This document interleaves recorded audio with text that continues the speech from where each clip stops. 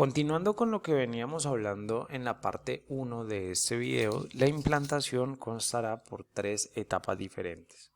Una etapa llamada aposición, una segunda etapa llamada adhesión estable y una tercera etapa llamada invasión. Cada una de las etapas va a tener una característica diferente que vamos a mencionar a continuación. De hecho, un pequeño resumen de las fases de la implantación en el ser humano ustedes la pueden ver en esta tabla que está descrita en edad por días y el fenómeno que se desarrolla en el embrión. Como ustedes pueden ver, el proceso de adhesión está contemplado de que ocurra entre los días 6 y 7 aproximadamente y que la terminación de este proceso de implantación se complete aproximadamente entre los días 11 y 12 dentro de la cavidad uterina. El primer punto será la posición. Entonces el proceso de aposición es un proceso de adhesión y de fijación mecánica que va a tener el blastocisto sobre o el producto de la concepción sobre el endometrio. Por lo tanto, es un proceso inestable, el cual depende de unas interdigitaciones que ocurren entre los dos puntos. ¿Cómo así que interdigitaciones? Piensen, por ejemplo, que aquí van a actuar como una especie de cremallera la superficie del blastocisto y la superficie del endometrio en la cavidad uterina. ¿Por qué? Porque es que el trofoblasto va a expresar en una región, específicamente en la región que está por encima del polo embrionario, una serie de estructuras que se llaman microvellosidades, específicamente microvellosidades apicales sin sitio trofoblásticas. Mientras que en el epitelio uterino, es decir, en el epitelio del endometrio, se van a generar también unas estructuras llamadas pinópodos. Resulta que entre las microvellosidades y los pinópodos hay complementariedad. ¿Qué implica esto? Piensen, por ejemplo, en dos manos cogiéndose o entrelazando los dedos. Los dedos de una mano van a ser las microvellosidades, por ejemplo, en el trofoblasto, y los dedos de la otra mano van a ser los pinópodos. Por eso hablamos de un proceso de interdigitación durante la aposición que se va a generar. Entonces ustedes lo pueden ver aquí un poco en el esquema, está representado. Esta parte o esta sección rosada corresponderá a todo el blastocisto y específicamente la zona rosada es el trofoblasto. Recuerden que la parte del blastocisto que contiene la masa celular interna o embrioblasto la vamos a llamar el polo embrionario. Entonces, estudios in vitro e in vivo han visto o han mostrado que el trofoblasto de la región del polo embrionario es la que específicamente muestra el desarrollo de las microvellosidades apicales sin sitio trofoblásticas. ¿Por qué es importante esto? Porque pues marca un hecho y es que todo el trofoblasto no es igual, sino que específicamente a unas regiones de trofoblasto que se van a especializar para iniciar el proceso de implantación. Igualmente, a nivel del epitelio uterino, es decir, la superficie endometrial, nosotros vamos a ver que las células epiteliales de esa zona desarrollan los pinópodos, sumado al hecho que, por ejemplo, hay secreciones de un tipo de glicoproteína llamada mucina 1 que mejora las propiedades de adhesión en la superficie. Sin embargo, a efectos de señalización de trofoblasto, parece que en el sitio donde va a ocurrir la implantación, esa secreción de mucina 1 disminuye notablemente, lo que adelgaza, por ejemplo, la barrera protectora de moco que superficialmente tiene el endometrio y permite que se pueda dar este contacto mecánico entre el producto de la concepción y la superficie endometrial. Ese proceso de aposición inicial va a empezar también a mostrar una serie de adhesiones químicas que ocurren entre el producto de la concepción y el endometrio. Por ejemplo, vamos a ver que hacia la superficie del blastocisto se van a presentar o se van a expresar receptores que sirven como moléculas de unión adherente, como es el caso de las L-selectinas. Entonces, L-selectinas van a estar expresadas sobre esta superficie celular y van a tener su respectiva molécula de adhesión hacia el epitelio endometrial, que puede ser, por ejemplo, un ligando oligosacárido que es complementario a la L-selectina. O sea que la posición también empieza a determinar un proceso de adhesión química que es el que va a ser específico de la segunda parte llamada adhesión estable. Entonces la adhesión estable es un segundo proceso que va a ocurrir durante la implantación que se caracteriza por una adhesión más fuerte entre el producto de la concepción y el endometrio. Durante esa etapa, entonces, en la adhesión estable se van a empezar a expresar una serie de moléculas de adhesión que son mucho más fuertes que la L-selectina. Específicamente vamos a ver que se expresan sobre la superficie del trofoblasto diferentes tipos de integrinas que son complementarias a integrinas que están también a nivel del endometrio. Las integrinas son moléculas de adhesión celular que las células, por ejemplo, células epiteliales pueden utilizar en todo el cuerpo. Entonces, en esta adhesión estable, pues vamos a ver que hay una mayor interacción física y química entre el blastocisto y el epitelio uterino. Pero debemos tener en cuenta algo. Esa adhesión estable se está generando específicamente con el trofoblasto. O sea que el trofoblasto es el tejido de este blastocisto o la capa celular de este blastocisto que está a cargo de estas fases de la implantación. Durante el proceso de adhesión estable vamos a notar que el trofoblasto empezará a expresar una serie de cambios. ¿Listo? Los cambios que expresa el trofoblasto van dirigidos principalmente a empezar a generar el proceso de invasión o a dar las bases para el proceso de invasión, que será la tercera fase de la implantación. Entonces, ¿qué pasa específicamente? Resulta que el trofoblasto, las células trofoblásticas van a empezar a distinguirse en dos linajes celulares diferentes. El área que rodea la masa celular interna específicamente, vamos a llamarlo trofoblasto celular o con el nombre de citotrofoblasto. Para este caso en particular, esta imagen que está representando los 5 a 6 días específicamente del proceso de implantación, vean ustedes que esta parte verde es la que nosotros llamamos citotrofoblasto. Sería esa una primera parte del trofoblasto que lo podemos llamar trofoblasto celular. Parte de las células de ese trofoblasto celular o citotrofoblasto empiezan a fusionarse hacia el polo embrionario, es decir, hacia el sitio donde está ocurriendo el proceso de implantación. Así que forman una masa de células que no tienen barreras por membranas plasmáticas y que funcionan como uno solo. Este nuevo tejido que se forma a partir del trofoblasto va a recibir el nombre de sincitio trofoblasto, el cual es un trofoblasto multinucleado, diferente al citotrofoblasto, que es un trofoblasto en el cual cada célula es independiente. Inicialmente, durante el proceso de adhesión estable, es una parte muy pequeña este sincitio trofoblasto. De hecho, en algunos textos lo llaman sintrofoblasto. Pero de manera paulatina, ese sincitio trofoblasto que ustedes ven acá como esta parte morada o púrpura empieza a crecer sustancialmente hasta que rodea a todo el producto de la concepción en formación. Esto es importante por una razón vital y es el hecho de que este sincitio trofoblasto es el que va a coordinar el proceso de invasión, que va a ser el tercer punto durante el proceso de implantación. La formación de ese sincitio trofoblasto es vital debido a que su función como tejido invasor le permite adquirir los nutrientes y el oxígeno a este producto de la concepción, pero también le va a permitir poder implantarse y anidarse completamente a nivel del endometrio. Esto lo vamos a describir más adelante, estas gráficas que vemos en los ejes B, C y D. Entonces el proceso de adhesión estable va acompañado con una serie de expresiones de moléculas de adhesión tanto en el endometrio como en el embrión.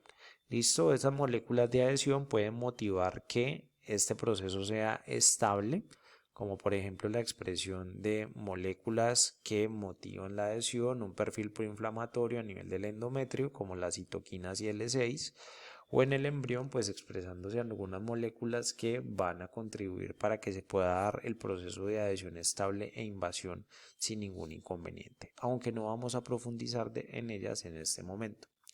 El último punto dentro del proceso de implantación, recuerden que será la invasión.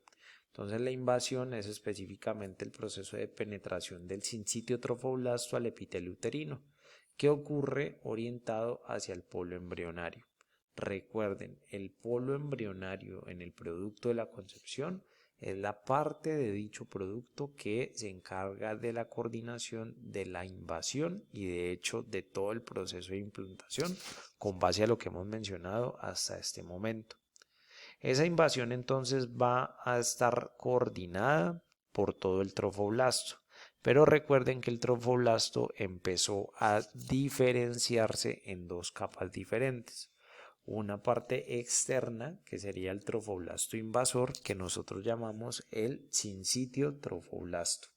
Entonces, ¿qué pasa? El sincitio se denomina como el trofoblasto invasor debido a que éste tiene la capacidad de ir degradando el tejido conectivo que se encuentra en el endometrio con el fin de alcanzar las glándulas endometriales y eventualmente los vasos sanguíneos endometriales.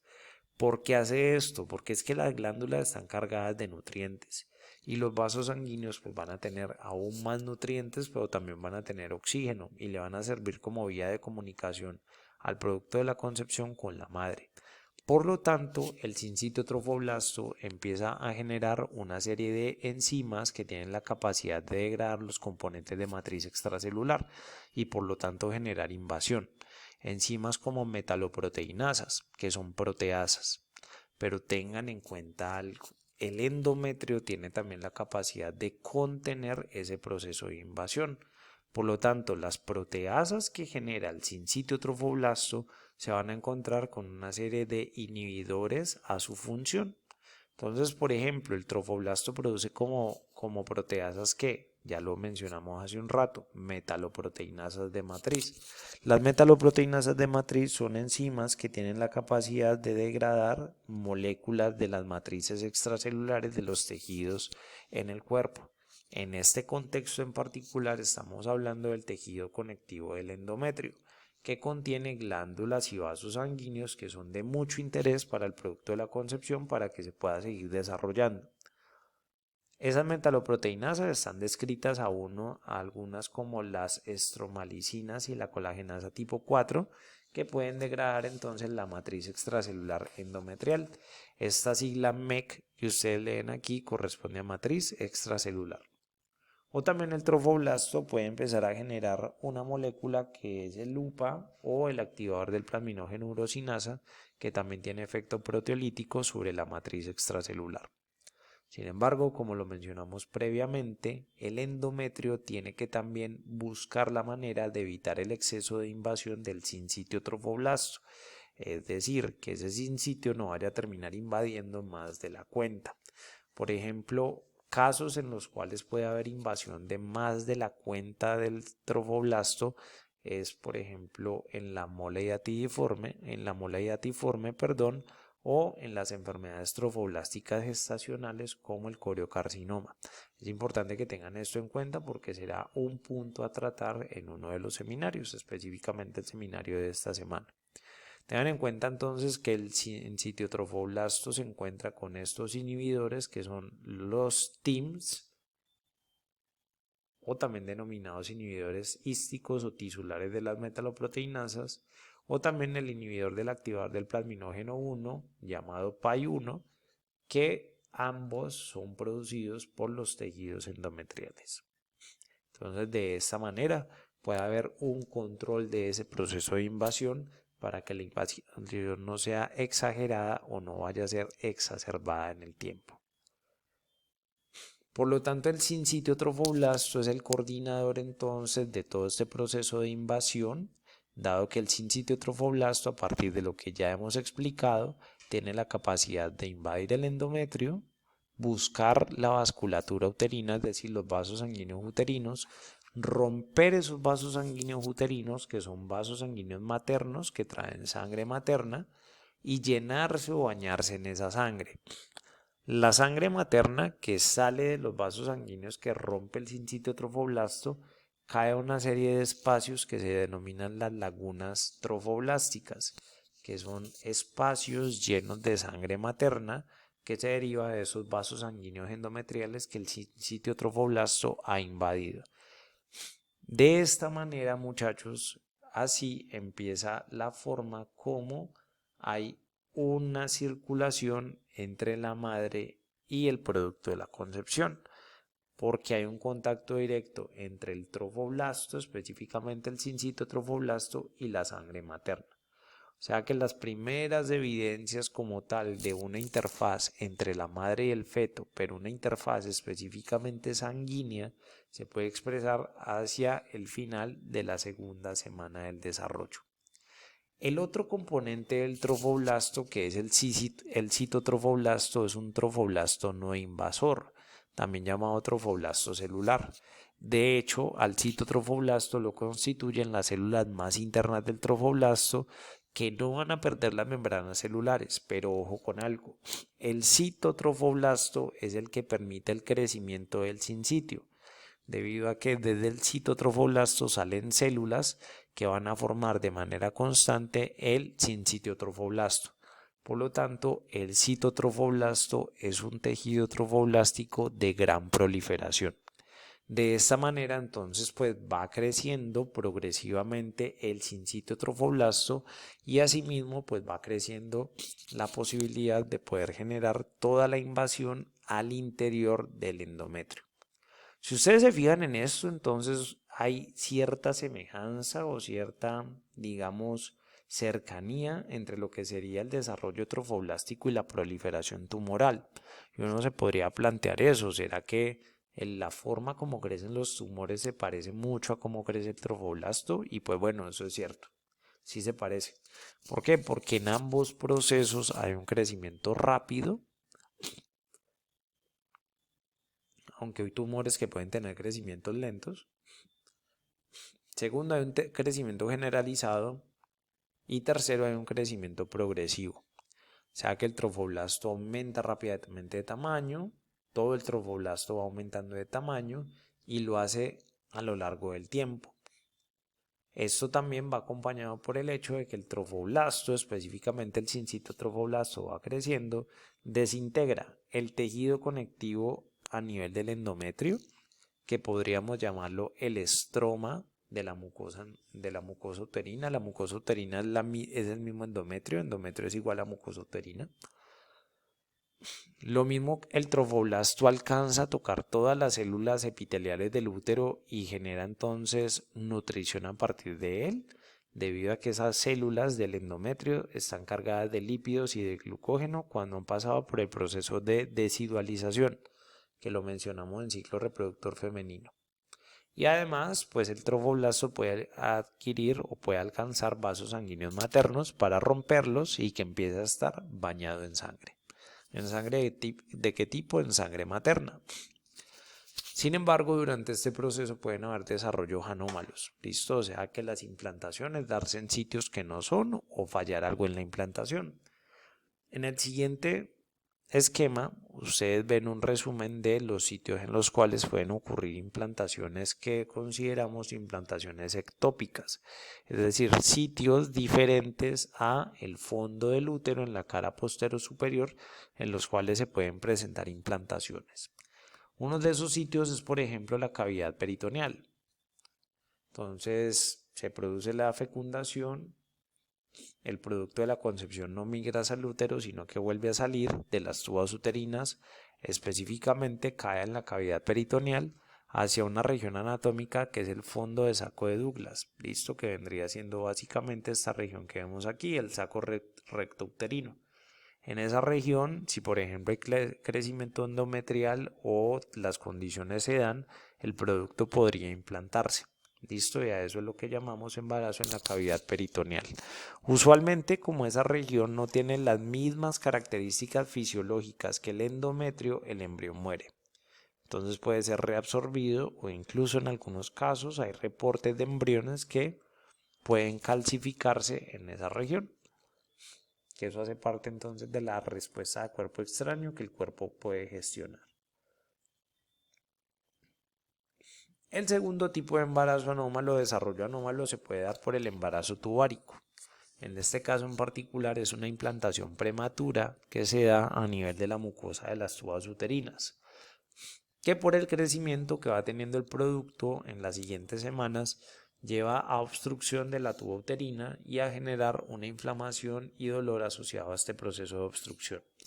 De hecho, si se diagnostica de manera tardía, se puede dar eventualmente una ruptura de la pared de las tubas uterinas hacia el segundo mes de vida, debido a que las tubas uterinas presentan poca distensibilidad, lo que lleva a que el crecimiento rompa la pared de la tuba uterina.